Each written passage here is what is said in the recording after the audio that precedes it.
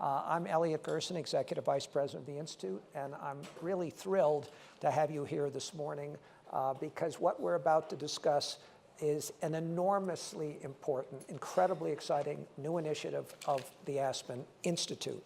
I want to first say that Madeline Albright, our incredibly devoted trustee, is very sorry she couldn't be here because she has a big part to do with this as well. Her interest in conservation of the sea goes back many, many years. She worked with Edmund Muskie on law of the sea, and the rest of our team at the Aspen Institute and our policy programs are just extraordinarily enthusiastic about this new High Seas Initiative of the Institute. Let me just mention, I just came back from Maroon Bells, where I interviewed Governor Hickenlooper on issues relating to climate change. And he spontaneously, when I was asking him questions having to do with Colorado, noted just how extraordinarily important ocean conservation is. And I think that's wonderful. Last time I looked at a map, Colorado wasn't particularly close to any oceans. And yet he recognized that there's nothing more important than this. And indeed, he's hoping to be with us here this morning. The topic is critical to the health of the planet as we witness the global decline in our ecosystem. And these panelists before us are at the forefront of envisioning and affecting change. You're going to hear from them, and something that we don't usually do in settings like this, but because this is sort of the soft launch of a new initiative of the Institute, we're going to make some changes. We're going to intersperse our conversation with some remarkable film clips.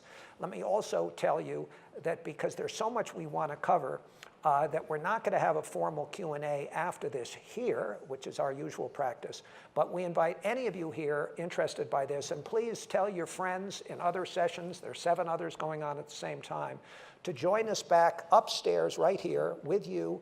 We're going to have a reception from 5 to 6:30 on the Bass Terrace, which is the balcony right above us here, where we're going to have further discussion about this and give you all an opportunity to ask our panelists some questions about this.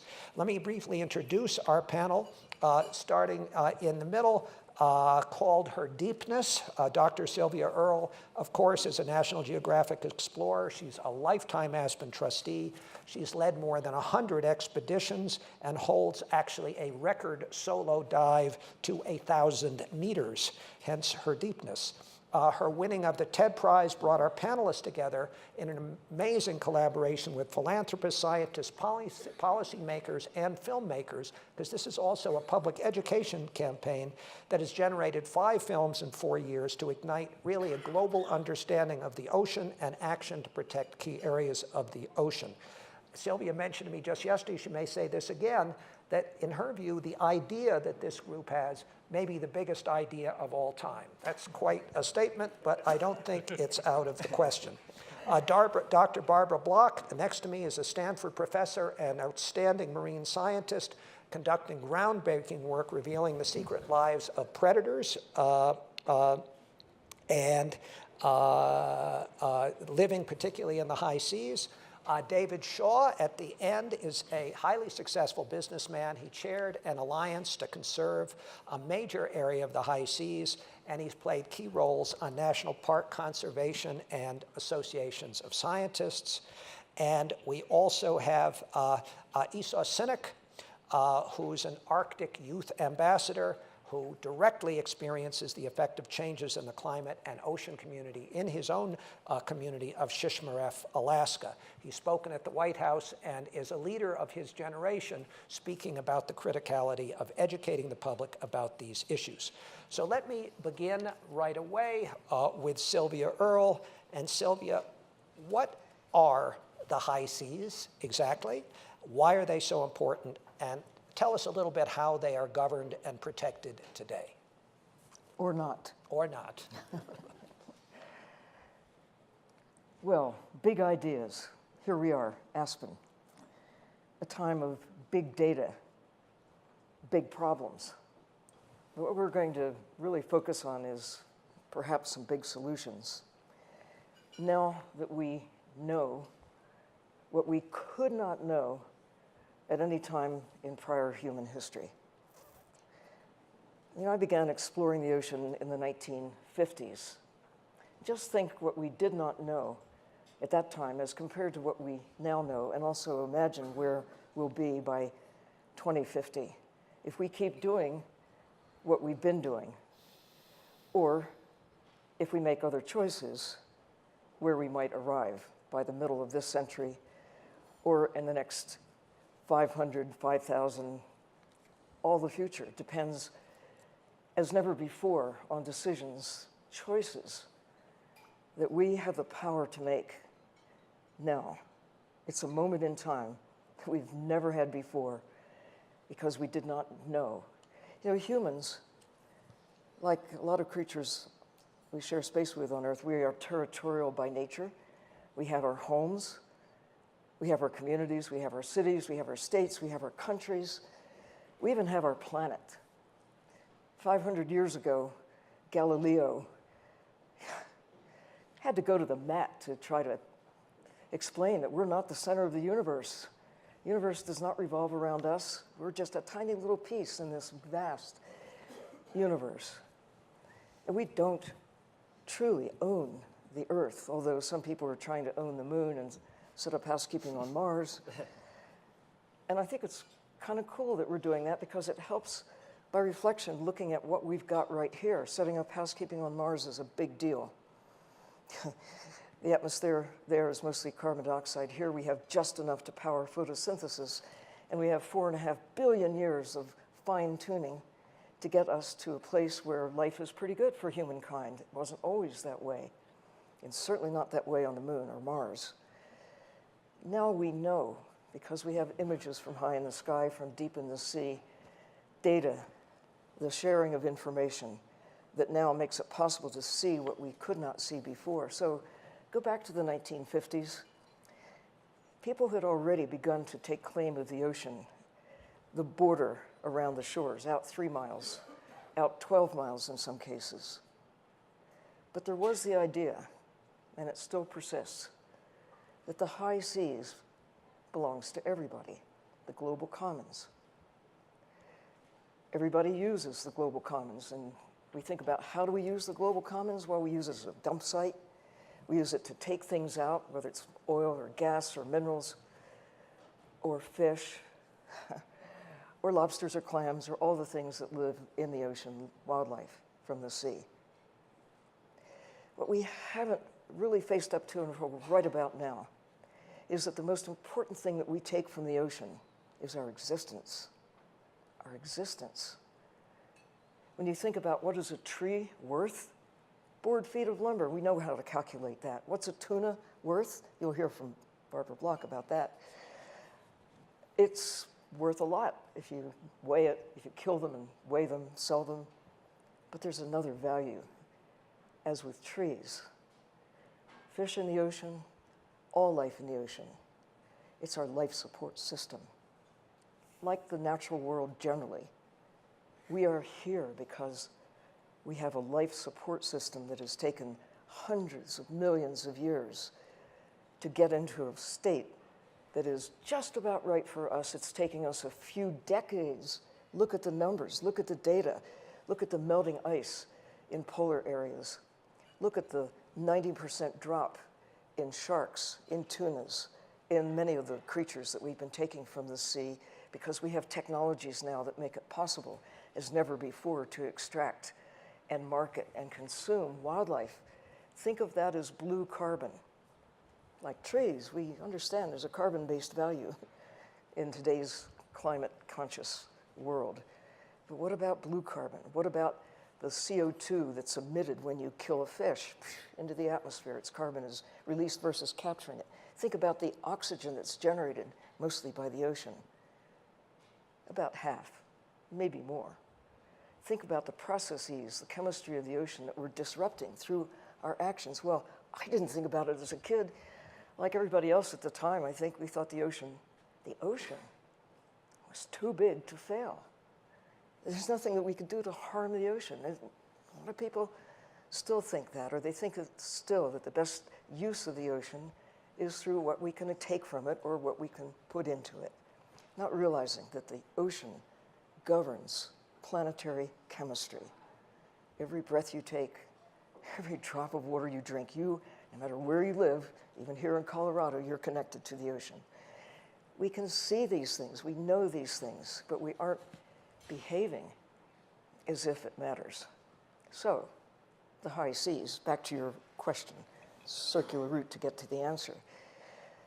Starting in the 50s, when people looked at the high seas and began thinking about overarching policies, ultimately we got the International Whaling Commission, a treaty that governs behavior among nations. The IMO, the International Maritime Organization, that governs shipping policies globally. And there are a bunch of regional policies that have popped up over the years now, largely relating to tuna or other fish.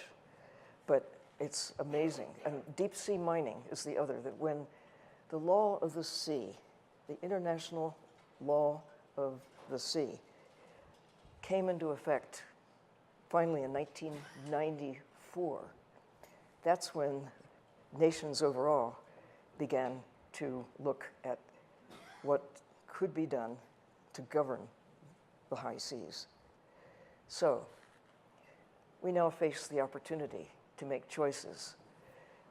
And there are two individuals who would like to be here on the stage with us. One, E.O. Wilson, the famous Ant-Man from Harvard, who has come up with a concept that many are really looking at very seriously, called half Earth, while we have a chance, while we have time. And the second individual, that's half Earth to protect, as if our lives depend on it, because, well, they do. And the second person is Ian Urbina, New York Times reporter, who will give a little glimpse of the dark side of what's happening on the high seas, which is effectively half of the Earth beyond national jurisdiction. It's a big piece of the planet that is largely ungoverned. There are some overarching policies that are clicking into place, but it's pretty much the Wild West. Let's hear from Ed Wilson and Ian Urbina.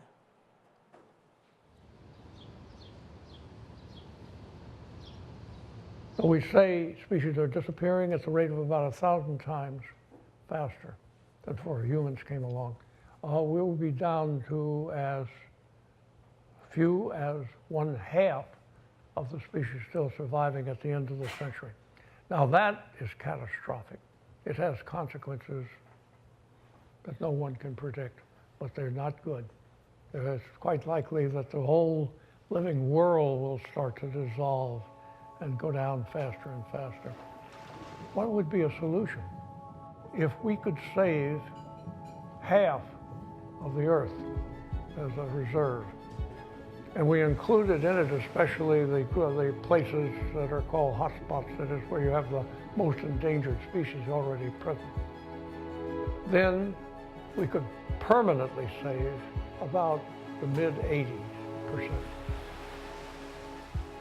The high seas, the area beyond national jurisdiction, covers half the world, 64% of the ocean. It's the largest wilderness on Earth, home for most of life on this planet, and now vulnerable to legal and illegal fishing. You have overfishing near shore, and the fish have disappeared largely. And so ships are going much further out from shore to catch a bare minimum. And they stay out there, sometimes for years, and they just keep fishing. Purse seiners, trawlers, longliners. You have 95 million tons being taken annually from the ocean. That's the equivalent of the weight of the entire human population taken out of the oceans every year.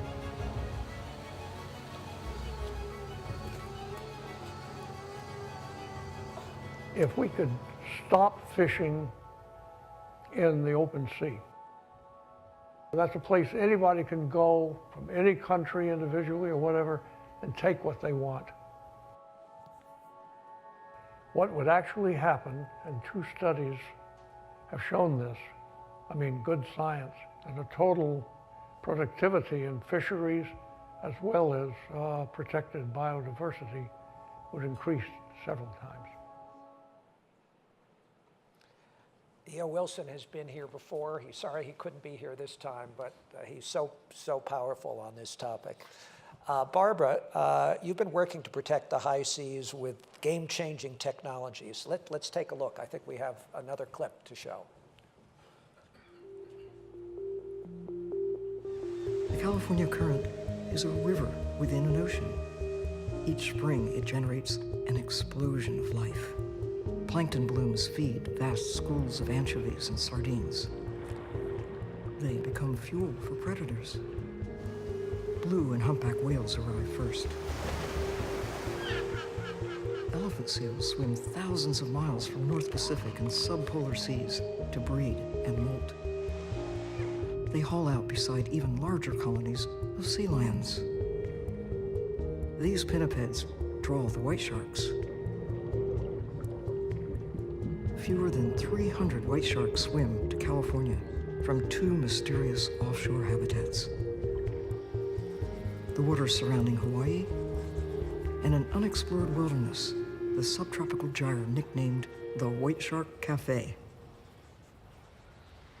This almost invisible migration is being revealed by Stanford University's world-renowned scientist, Dr. Barbara Block. Here we are flying above the Monterey Bay National Marine Sanctuary. Spectacular view today, and we've been studying this region for some time, and what we've learned from the tagging is that the largest migration on Earth occurs beneath the sea here.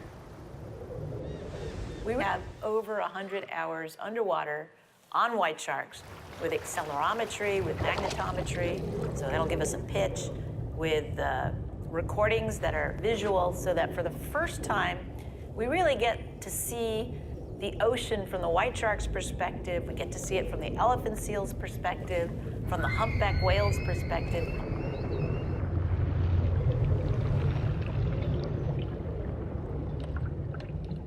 Our most consistent resident is a shark we call Mr. Burns. He's a shark that's been seen every year since 2006.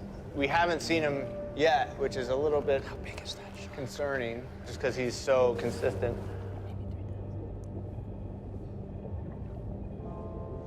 Scott and Sal have only tagged 6 sharks in 2 months. Years when we put out 20 tags and 5 in one day kind of thing. I don't know. So it was averaging like 2 tags a day. The missing include Flat Top, Scar Girl, and Tom Johnson. Most of the shark migration is far beyond the 200-mile boundary of American waters. On the high seas, there's no protection and extensive international fishing. It raises the question back at the cafe, what could be happening out there? We started looking with satellite technology that picks up radio signals from ships transiting Eye in the Sky and Google's Global Fish Watch. What we saw was Japanese longline vessels and other longline vessels who are transmitting through AIS to the satellites. Barbara and a community of researchers are on a mission to gain World Heritage designation for this ocean realm and protect it the same way we protect the Serengeti Plains of Africa. By the way, as you're watching these clips, know that part of this initiative, there will be opportunities for the people who support and get engaged with us to actually go on expeditions with us. So Barbara, tell us about fish and chips and sharks and tunas and what it means for all of this. Okay, so oceans are our last frontier. And we're going to put up on the screen a presentation here where you can see the liquid form of oceans. That's Earth. And I'll be the first to tell you, as scientists, we're having a hard time understanding this unexplored environment once we get beneath the surface. Visualizing our blue planet is difficult. I think you'll have to go forward. It's not working. There we go. So we're here studying what we're doing on the planet right now, which is taking too much from the sea. The sustainability of our Earth's oceans is at stake. And climate change is causing environments that have been stable for millions of years to actually change quickly. What scientists around the world are doing is they're building the tools of ocean observation. We're trying to figure out what is it we need to be studying now in relatively unexplored parts of our planet that will tell us about our future. And we call this science ocean observing. There's 3 key things that scientists are trying to figure out. How fast are oceans warming? How much of our oceans are becoming deoxygenated or hypoxic. So that's just like a can of Coke when it bubbles off, when it warms up on your desk. This is happening in our oceans now, but we can't exactly tell you where right now. And we know that oceans are getting more corrosive. So imagine a tuna who's pulling the largest gill surface area to support its high Olympian metabolism through the ocean, who's now exposed to corrosive and hypoxic seas. But the most important thing we're trying to talk about today is the defaunation of Earth, taking the large predators out of the sea, like the tunas, the sharks, the mantas. And it's happening primarily due to 10 nations in the global commons who are not really paying attention to the rules. This is an animation that Francesco Ferretti has put together. And that animation isn't running, so we won't try to run it. It was showing the hooks that are going in to the sea. 15 million hooks were in each pixel. And around the planet, the intensity of hooks is incredible. We ourselves, we're using new technology to see where the fish are so that we can build the Yosemite parks of the future that will allow us to keep human predators away from the fish. We do this with an advanced set of biologging tools. And the advanced set of biologging tools are an ecosystem of engineering tags that can be placed on animals throughout the planet that give us an idea of where they are. And once you go beneath the sea, it's not transparent. So it's very difficult to follow these animals. But companies, overnight in the last decade, have produced millions of dollars of these instruments. Each one costs about as much as your laptop. You throw it in the ocean on a turtle, a tuna, or a shark, and then we find out where it goes. By learning where these animals go, these are just two examples, $50 million worth of projects. We're able to point out where the hotspots, the corridors, the places that we need to protect are in our global oceans covering 70% of the Earth. What scientists are doing now is they're trying to figure out where can we use technology of today to protect our oceans for tomorrow. And so what we're thinking about is how do we now take back our seas with autonomous gliders, with chips on fish that allow us to keep track of these oceans that are being overexploited. One of the most promising new technologies is a CSI for the oceans. Using a liter of water, we can tell who swam by, who's been there, and we can do it at a very low cost. So we could imagine going to the places that Sylvia is trying to protect, getting a census overnight, and being able to keep track of who's there. We're envisioning new anti-theft, anti-poaching tags that are similar to what happens when you go into a store. There's a psychology not to steal. And as you exit the store, we know that basically you'll be caught in part because of radio technologies. Imagine chipping the fish of Earth with a chip the size of what is in a clothing tag, with a chip that can talk to Earth-orbiting satellites and tell when a poacher has removed a shark from a highly organized marine protected area. Imagine tomorrow if we could chip and make accountable on all the tunas being taken from the sea for the RFMOs, their travel from where they're landed to where they're sold. And then from our friends at Liquid Robotics, this is what we're thinking about now. Autonomous vehicles and drones that once set up around protected places like Chagos in the British Indian Ocean Protectorate, they're listening for ships. They're identifying when incursions happen, and within seconds notifying Earth-orbiting satellites and telling patrol boats where this incursion has occurred. We have the future in front of us. Wearables that will be taking advantage of the OneWeb, the SpaceX constellation of satellites that will give us an opportunity with reduced cost of chips to put chips on everything, including wildlife in the ocean that's being taken out at unsustainable rates. That's the science of both now and the future. Thank you, Barbara. David, you've been a leader in the movement to preserve national parks, America's best idea, and applying this to the ocean. And of course, most of you know it was the 100th anniversary of the National Park Movement last year. We tend to view this new project as something that might be as significant in the next 100 years for oceans. You've also been a leader in protecting the Sargasso Sea, which is in the high seas. Tell us about what you've learned about the promise and challenge of protecting the high seas. But let me give you a second first, and we're going to watch another clip. One area of the high seas that's getting attention for protection is the Sargasso Sea. It's a broad area in the southern end of the North Atlantic Ocean.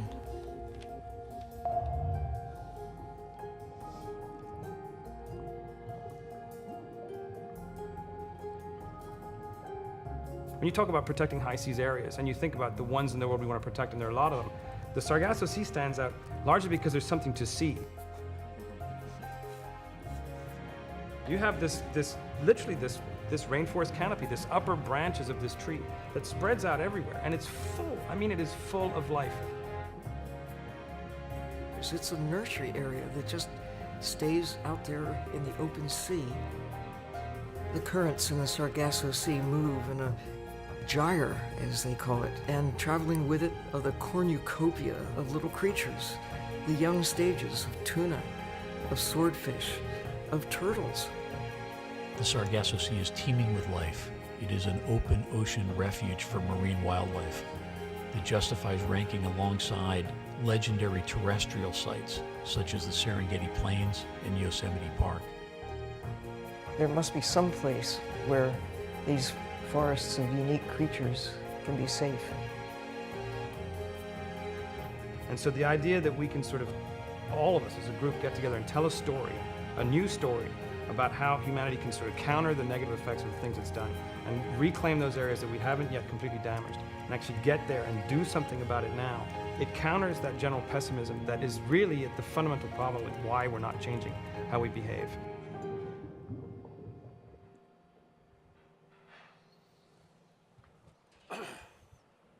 No doubt, it's a pretty audacious and bold goal to think about protecting almost half of the planet.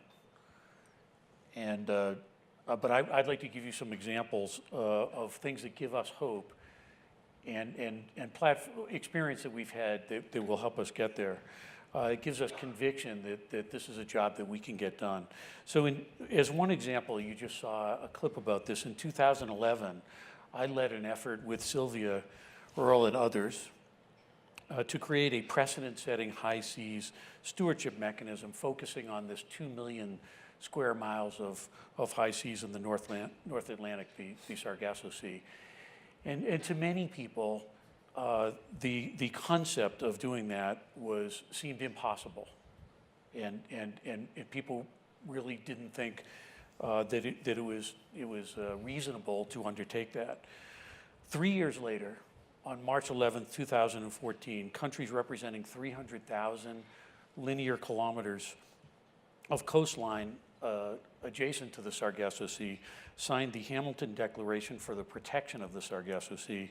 The 9 signatories of that declaration now include the United States, Canada, the UK, Bermuda, and the Bahamas. So in 3 years, we went from what was considered to be impossible, or improbable, unrealistic, to a precedent-setting stewardship mechanism. The declaration calls for nations to apply a set of stewardship principles, including measures to minimize to the maximum extent possible the adverse effects of fishing activities, including the protection of vulnerable deep-sea habitats. So we began that effort in another era, pre some of the science observation, ocean observation technologies we heard about from Barbara. And to many people, we realized in beginning this that the high seas, including the Sargasso Sea, were just a dark desert, maybe lifeless, unknown, not understood. And through the lens of science, we dramatically changed that. We revealed a world that is full of life, as you just heard. Full of life and connected to all of us. So we went in a very short period of time from something that seemed irrelevant, unknown, distant, to something that was highly relevant and essentially in our backyard. Something that, and a sense of remoteness was replaced by a sense of caring and a sense of stewardship, and that sense of stewardship led to the agreement in the Hamilton Declaration. So I think that the Sargasso Sea Alliance is just one example of a hopeful effort that provides encouragement for us having a launching pad to protect this. And as Elliot mentioned, last year in the National Park Centennial, we celebrated some other great efforts, as we often say, America's best idea, to protect a spectacular amount of marine and terrestrial areas in the country. So we can do this. Yeah, we just have to have a bigger imagination. We all could be on land, and only those of us who follow Sylvia underwater can see the extraordinary life that exists there. Esau, tell us about your community, your way of life, and how ocean change, climate change, has affected it. Yeah, thank you, Elliot. So we have a clip here that I'd like to show you about what I'm experiencing in Shishmaref, Alaska.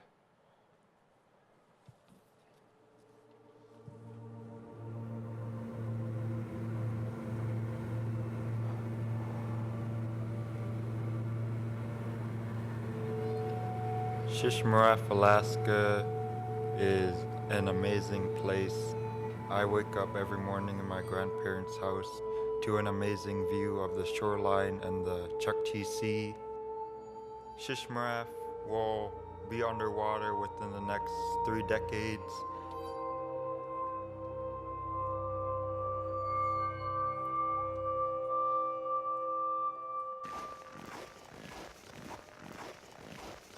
Can you tell me about your uncle? What was he like?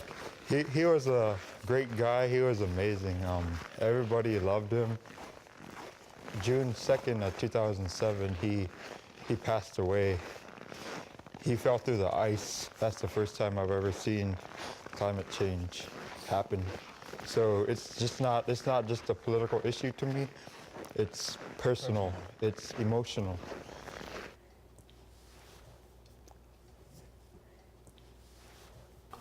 What happened?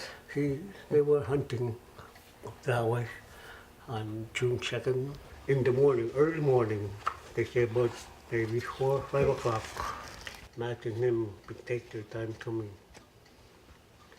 And they've been following the trail out there just 2-3 miles out of here, just out here, below the channel here, close to shore. Snow machine went down with the sled then. Matt could get them. I tried to keep them home that time. All right. Turned out to, won't you stay home for once? He says to me, no, Dad.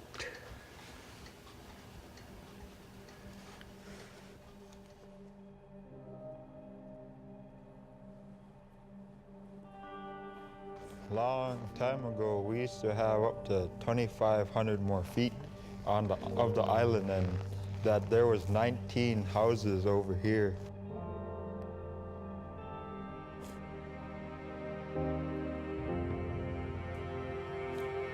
Change is natural, it's inevitable, but the rate of change, the causes of change, are a matter of evidence. Scientists look at the evidence. Here's the evidence. You look at it. What do you see? Polar ice is melting. The planet is warming. And it's warming at a rate based on evidence that has been accumulating over many decades. We have a war. We're losing ground daily. We're losing people daily. The only question is, will we actually fight back or not? We've got the climate change problem coming at us like an out-of-control freight train. That this is in the red zone. That is, it's reached the point where if we keep pushing it up even a little bit more, the damage to all the rest of the environment, both the living and the non-living, is very serious. If we fail to look at the evidence, fail to take action based on the evidence, we are the ones who will suffer. We and our children, and children, all of the human future. Okay, so yeah, as you just saw, that was Shishmaref, Alaska, my home. It's an island 3 miles long, about quarter mile wide. And now I listen to the elders and they tell me these stories, and actually that we had 2 miles more of land that was lost since the 1950s, way before climate change was widely discussed all around the world. And that motivates me, that puts a fire in my belly, not only because of my uncle, and also the love for my people, for all 600 people on the island of Shishmaref, and also 220 communities all over Alaska feeling the effects of climate change. About 33 of them are imminent threat of being underwater. 12 of them, including Shishmaref, are forced to relocate, vote to relocate because of climate disruption. And my work with the Arctic Youth Ambassador Program, which was in conjunction with the U.S. chairmanship of the Arctic Council since 2015 to 2017, we are 22 youth from 18 different communities all over Alaska advocating and addressing the problems that we see in our communities, not only climate change, but also social justice issues, you know, ocean acidification, these other issues in Alaska that we see, you know, in our own community. And we talked to President Obama, Secretary Jewel, Secretary Kerry, you know, and Justin Trudeau. We talked to prime ministers and delegates all over the Arctic nations, addressing our problems that we see as young people in these communities. And that's what I do with the Arctic Youth Ambassador Program. And it was just a pleasure to take Dr. Sylvia Earle with me to Shishmaref, along with Sarah and Jack and Tommy. It was just a great experience. Thank you, Elliot. Thank you, Esau. Sylvia, back to you. You've been at the forefront on working to really take this national park movement and move it to the ocean. You've worked with everyone from fishermen to presidents. You were with President George W. Bush when he created Papahanaumokuakea National Marine Monument. You were with President Obama at Midway Atoll when he expanded that to become the largest marine reserve in the world. So can you share your experiences from fishermen to presidents to make this movement real? Well, for some, it's not clear how you relate the changing climate that is very much on the minds of people around the world with what's happening in the ocean, what we're taking out of the ocean, what we're putting into the ocean. Listening to Esau and thinking about when you become an elder, looking back at this time, the evidence is there. We just have to be better at connecting the dots between what we're removing from the sea, the impact on the carbon cycle, on the oxygen cycle, on disrupting the chemistry of the planet that in turn relates to shaping, well, everything, climate, chemistry, a habitable world for us. We're really good at killing things. What's great is that we're beginning to be really good at caring for things. The national park idea, 100 years ago, nobody thought before then that we had to be proactive about protecting the land because we thought there'd always be birds, there'd always be mammals, there'd always be fish. And fast forward to, you know, right about now, we are seeing that it's really necessary to be proactive about protecting the ocean. So let me share first a little clip about fishermen and how they look at the issues. Pogie boats, they go out there and take in a whole school. That's right. They don't always catch pogie. But there should be limits on all that. There should be, and there should be some places, it seems to me, we should just leave alone, like national parks. You don't cut the trees, you don't shoot the squirrels, you don't. They don't have that now? No, we don't. Offshore America is larger than the 50 states, but nearly all of it is open to the taking of ocean wildlife.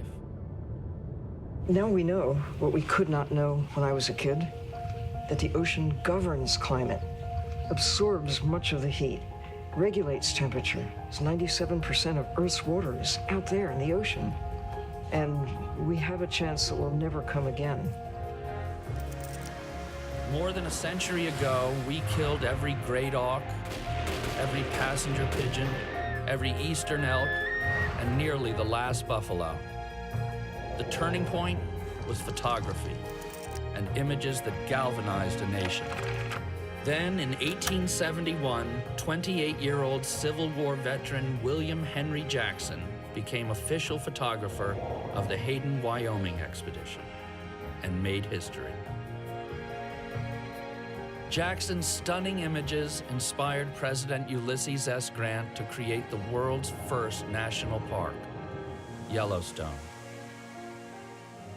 Protecting our natural systems is an increasing presidential priority. Shall we surrender to our surroundings, or shall we make our peace with nature and begin to make reparations for the damage we have done to our air, to our land, and to our weather? Preservation of our environment is not a liberal or conservative challenge. It's common sense. In 1983, President Ronald Reagan laid claim to a blue America, 200 miles off our shores. As little explored as the West in Jackson's day, and as full of natural wonders. I want to thank Sylvia Earle. She sat me down and gave me a pretty good lecture about life. As I'm walking in here, I actually saw Theodore Roosevelt's portrait over there. What's interesting is that we are here to fulfill a legacy of conservation that was first begun by Theodore Roosevelt. This action will create the Northwestern Hawaiian Islands Marine National Monument, the largest single conservation area in the history of our country, and the largest protected marine area in the world.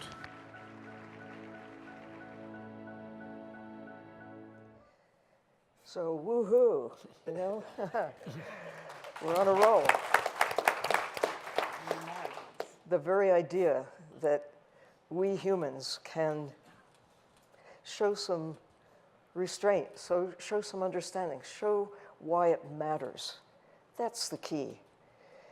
If we really get it, understanding that protecting the natural systems that keep us alive is not, it's not just something nice to do because of the beauty and the aesthetic reasons why nature matters, but because our life really, it depends on embracing nature and respecting the natural systems right down to the last little microbe.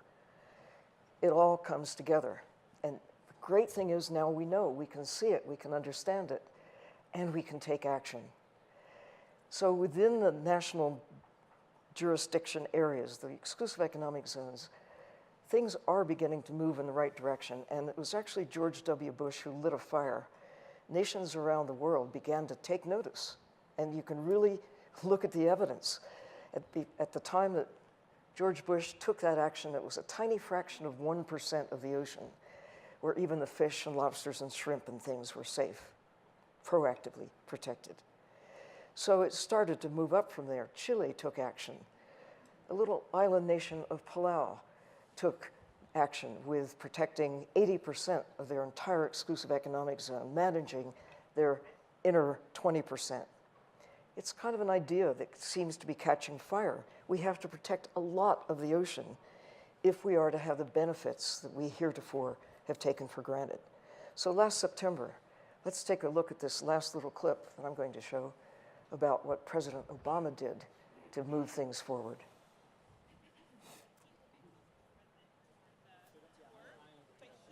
The biggest problems we're facing right now has to do with the changing climate.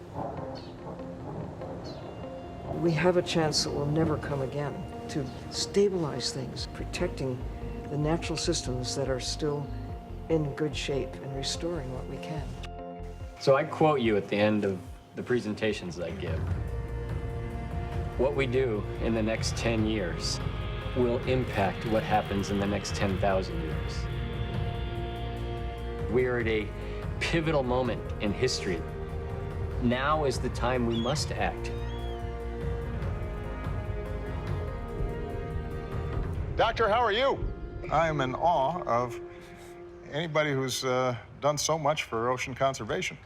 That's a good start. Oh, listen, it's better than a good start. You've done amazing work. I see one of your constituents has come up here I noticed. Doesn't seem that excited about meeting the president, which is how it should be. Why it's so important for us to preserve these for the future. You know, you got a monk seal in the background, one of the most endangered marine species in the world. You've got 7,000 different marine species here, many of whom are unique to this ecosystem. And all of this can be impacted by climate change. This isn't just a matter of quote-unquote tree huggers.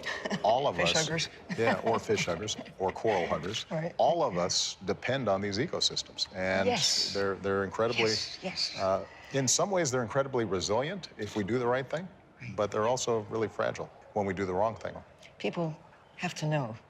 It's not enough to just talk about policy in the abstract. People have to see it and feel it and be able to understand what it is that we're fighting for and why this is so important. Quadrupled the size of the Papahanaumokuakea Marine Reserve and established another area in the Atlantic, the first area within our exclusive economic zone that is a marine reserve, a marine park. So.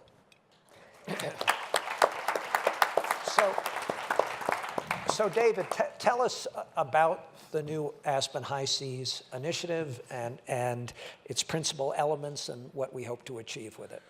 Well, first let me thank you and others at the Aspen Institute for the invitation to put together a plan for this rather audacious initiative. We have a wonderful team that has worked together on other ocean projects domestically and internationally, and we're in the process of putting together a plan. Our intention is to explore this big idea of high seas as a marine reserve, including all of the commitments that it would take to make that happen. And there are 6 elements of our plan at this point. First, a campaign through films and other media to create an understanding and awareness about what high seas are and why they're important. And we've seen the power of that here today. And we experienced that in the Sargasso Sea effort. Second, we intend to explore the creation of a United Nations special envoy for oceans. And that's similar to models that have worked well in other areas, including malaria. John Bridgeland here was very involved in that effort and is on our team.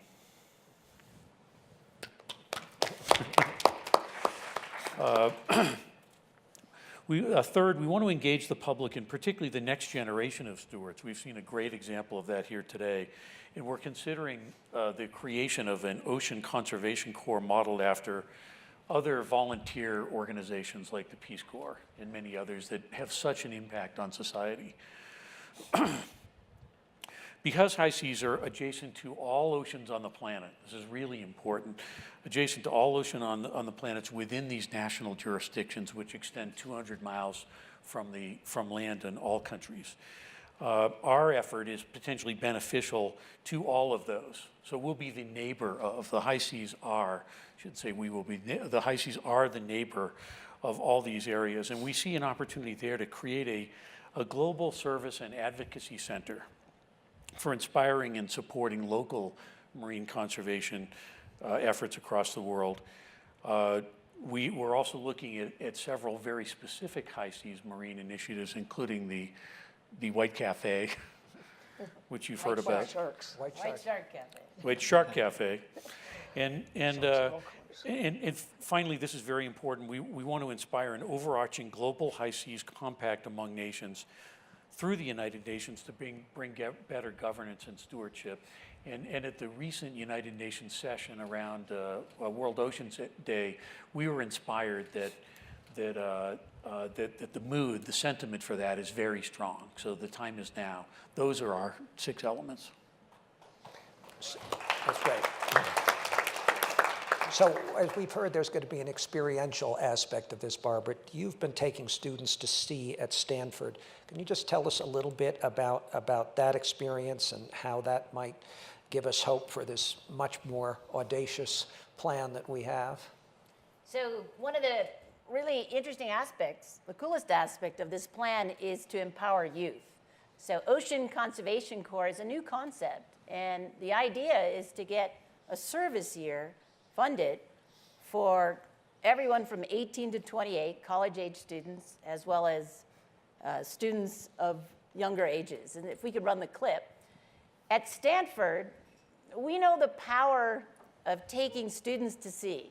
We've been partnering for about 18 years with Sea Education Association of Woods Hole, putting college-level students on tall ships and teaching about oceans. We just came back from a 2,500 nautical mile journey from Tahiti to the Cook Islands to Tonga and up to Samoa, and took a complement of about 40 students and professors and professional sea ladies and seamen to see where we were in intimate contact with the oceans. And we know from experiential learning that there is no better way to take today's youth and give them the experience of what oceans are than to put them on ships, have them conduct curiosity-driven science, do papers themselves that test new hypotheses, and then give them a transformative experience that allows them to really feel the power of sail and oceans and salt. And what you're seeing here are students who are actually doing the research, putting over the sampling devices that allow us to take ocean samples, learning how astronomy and sextants can give them their position across the biosphere, and then finding out for themselves what it's like to study 2/3 of Earth. And what we envision is a new initiative at Stanford in which we're trying right now to percolate an idea that I call Ocean X. And Ocean X is an interdisciplinary science and arts and humanities idea in which we know that we need to increase ocean literacy. We know that we need to improve our capacity to take students and adults alike into the ocean and do it through webinars, do it through online courses, and allow the Ocean Conservation Corps to marry to the Stanford initiative so that we can bring more people to sea, we can teach more people about the physics and the oceanography of the sea, and then like my students, they can immerse themselves and see, as you see here, the bleaching that was documented across the 3,000 nautical mile trip, the early warning system that our reefs are stressed, and allow youths and adults alike to really get familiar with what it's like to understand oceans, to participate in ocean education, and then take on the grand challenges of our time across 2/3 of our planet. That's the ocean initiative that we're putting forth. So Esau, just comment on this idea and what it might mean for youth engagement. You know, seeing that the youth are the next leaders of not tomorrow, but today, you know, having grown up knowing that I'm going to the higher education, which means college, you know, with my family saying that you have to go to college because there's nothing on Shishmaref that you would like to do to make change that you really want to see. So going to the University of Alaska Fairbanks, I study tribal management and Alaska Native Studies, and with education and with this class, I really think that involving the youth and getting the younger people more educated on the ocean and why it is so important to protect every single part of the ocean, and seeing that the youth of today are the next leaders of tomorrow. I'm getting on the older side of the youth. I'm going to be 20 years old, and that's pretty old. So I'm trying to limit down on all these speaking events that I go to because I'm getting old. So, so the youth are very important and very much needed in any type of speaking events or any types of conferences. I went to COP21 in Paris, France, the United Nations climate change negotiations, and seeing that I was Alaska Native, 18 years old, and coming from an island of 600 people, that was a culture shock for me, and that really got me exposed to all these issues and all these other people that really do care about the climate, about the ocean, about the environment, and that there is people out there that really do care about your home and about the Arctic and about the environment. So having young people that will be the next doctors, lawyers, you know, president of the United States. I mean, anybody can be president now. So having having the next leaders being educated on why it is so important to protect not only the land but also the ocean is very important. Well, Esau, if you're getting old, Sylvia, I don't know what that does to you and me. Esau, what is our campaign slogan? Sinnok Seize 2030. the day. Seize All right, the day. Let this be known as the beginning of Esau's presidential campaign.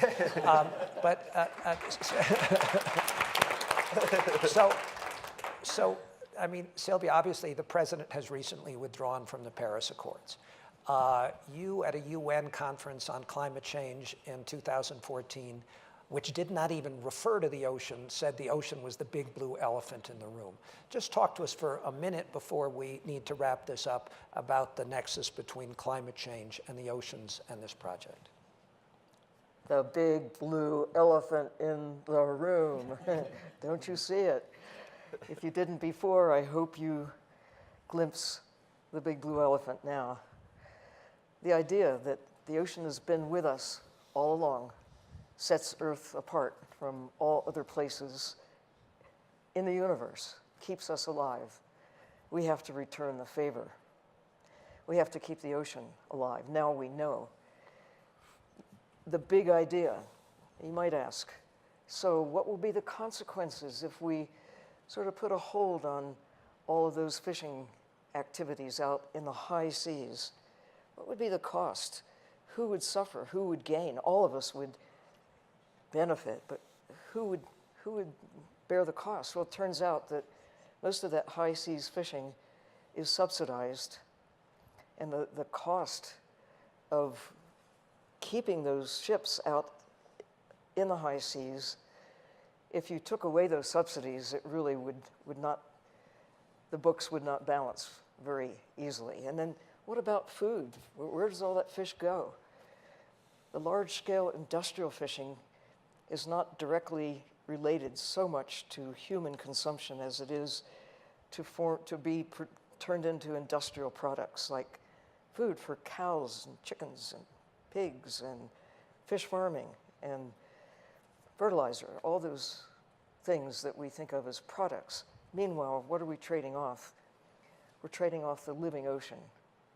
Those creatures, we don't know how to make a tuna from scratch no matter how much money we're given. We can see what we have been able to do to the land. We've held the planet more or less steady over all this time of consuming the land because the ocean has been protected by its inaccessibility. There weren't markets. We couldn't get to the deep sea or to take wildlife. Now, for the first time in a few decades, we are really making progress in terms of stripping the ocean of life and now looking at the deep sea of taking on the minerals that might be there. For what end? Our highest priority has to be to maintain a world that works in our favor, in the favor of those coming along. So the fact that in 2014, the ocean was like an afterthought, it was really disturbing, and it goes back even to 2012 at the Rio conference, Rio +20 conference, when looking at the high seas issue seemed to be a matter of such importance that it was decided to table it for 2 years. Enter 2014. In 2014, the issue of protection of some form of governance for the high seas was considered, and in 2 weeks it will be considered again, the United Nations in New York, about governance for the high seas. It's now known the ocean governs climate, shapes planetary chemistry, is so important to everything, to every form of life on Earth. So if not now, when are we going to get serious about embracing the ocean with care? If not us, who will? It'll be too late by the time Esau becomes an elder to take the actions that are now available to us. with only, what is it, Barbara, only 3% less of the bluefin tuna remaining in the Atlantic? Pacific. In the Pacific, it's a little more in the Atlantic, but not much. And we keep killing them? What are we thinking? So, this is the big idea. Now's the time. Not only as never before, but maybe as never again. I mean, and I hope you get some sense of the enormity of this idea, but we've looked at this very carefully. The group has brought together senior policymakers from all of the different oceans and conservation groups around, scientists, filmmakers, and we actually do believe that it is entirely possible from this little effort that we can really talk realistically about preserving what amounts to, as you heard, almost half of the planet. As I said, this is something that we are essentially soft launching today. We couldn't be more excited at the Institute. We have two extraordinary trustees in Madeleine Albright and Sylvia Earle who are pushing this very seriously, but it's going to take an enormous amount of support from people like you and other people you can talk to make this possible. We think it's entirely attainable. And as I said earlier, we're coming to a close right now, but please come back at 5 o'clock just upstairs. You'll have a chance to talk with this group, ask questions, hear what we're going to be doing down the road. We're going to have a hard launch of this sometime in the fall after we've raised the funds that we need to make this possible. And you'll be hearing more about this. And as I said, there are also opportunities to get directly engaged.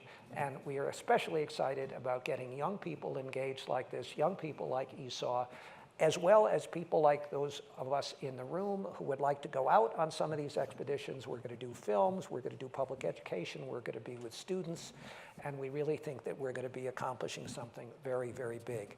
And on the specific note about educating the next generation, we have a very short final clip, and then I'll bring you back to thank our wonderful panel.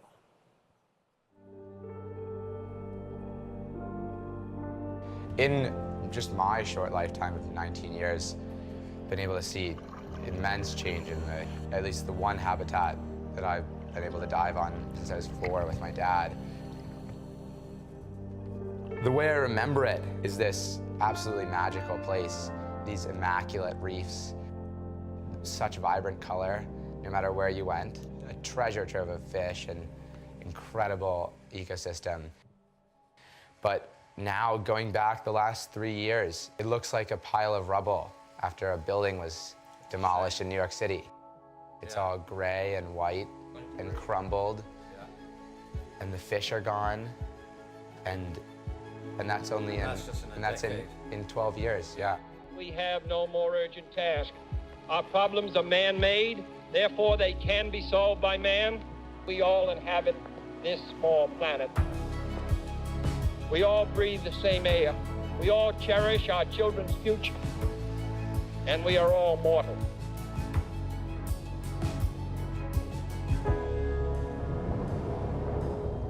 You didn't cause the problems. You've inherited them. But suddenly, this is thrust upon you. It's your job now to try to restore some of what has been lost. Heal the world and our relationship with it.